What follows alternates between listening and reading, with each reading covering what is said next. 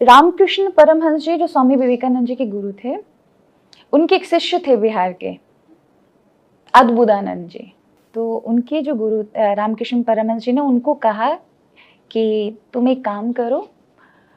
उनका बचपन में वो लाटू बोलते थे, और बचपन से उन्होंने रसोई वसोई का काम किया उनका। तो वो कहते थे, लाटू मैंने तुमको दीक्षा दी है, तुम वैरागी हो गए हो, तो अब तुम एक काम करना, स्त्री से और मदिरा से दूर रहना।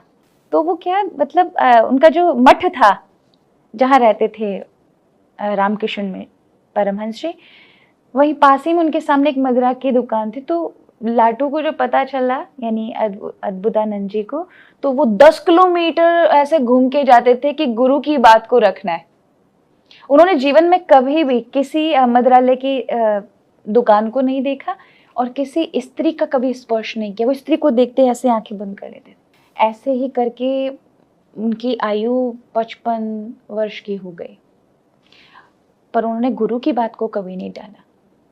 लेकिन स्वामी विवेकानंद स्त्रियों का बड़ा सम्मान करते थे, स्त्रियों में वो चेतना का दर्शन करते थे। उन्होंने स्वामी अद्भुतानंद जी को ये चेतना से उठने के लिए एक दिन कश्मीर लेकर गए, और कश्मीर में उनको साथ में लेके गए। उनके साथ विदेशी महिलाएं भी थीं स्वामी विवेकानंद जी के साथ, उनकी शिष्यों के रूप में। तो डल झील थी, वहाँ पर नौका विहार चल रही थी। तो ठंडी का समय था, तो उस समय स्वामी विवेकानंद जी ने एक बालिका को बुलाया और कहा कि ये अद्भुतानंद जी को पत्तियां देकर आओ गरम गरम पानी की। तो जैसे ही वो कन्या को आते हुए देखा, वो बर्फ वाले पानी में गिर गए कि नहीं नहीं मुझे नहीं स्पर्श करना। और जैसे ही वो गिरे, तो ठंडा पानी था, बर्फ का था, तो उनको लोगों ने उठाया, बिठाया नाव में।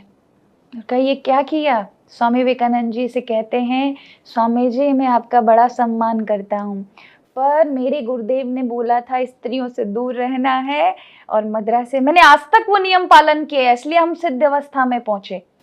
स्वामी विवेकानंद ने कहा कि देखो, जिस गुरु ने तुम्हें दीक्षा दी है ना, ज्ञान दिया, उसी गुरु ने मुझे भी दीक्षा दी।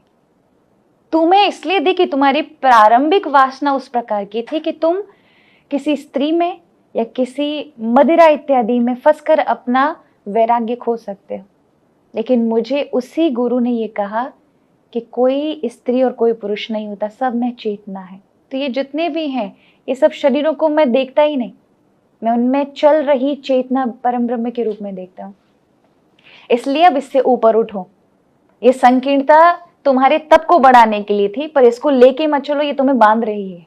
और उस दिन से उन्होंने भेद दृष्टि छोड़ दी। कहने का अर्थ है, वास्तविकता में जो सनातन धर्म को समझता है वो कभी भेद नहीं कर सकता। चाहे वो एनी बेसेंट हो, विदेशों की महिलाएं जितनी भी हमारे सनातन संस्कृति से प्रभावित होकर के आई, चाहे वो सिस्टर निवेदिता हो जिसने महिलाओं पर भारत में आके काम किया, कितनी सारी सैकड़ों महिलाएं, मैं आपको नाम दे सकती हूँ, जो सनातन संस्कृति से प्रेरित क्यों हुई?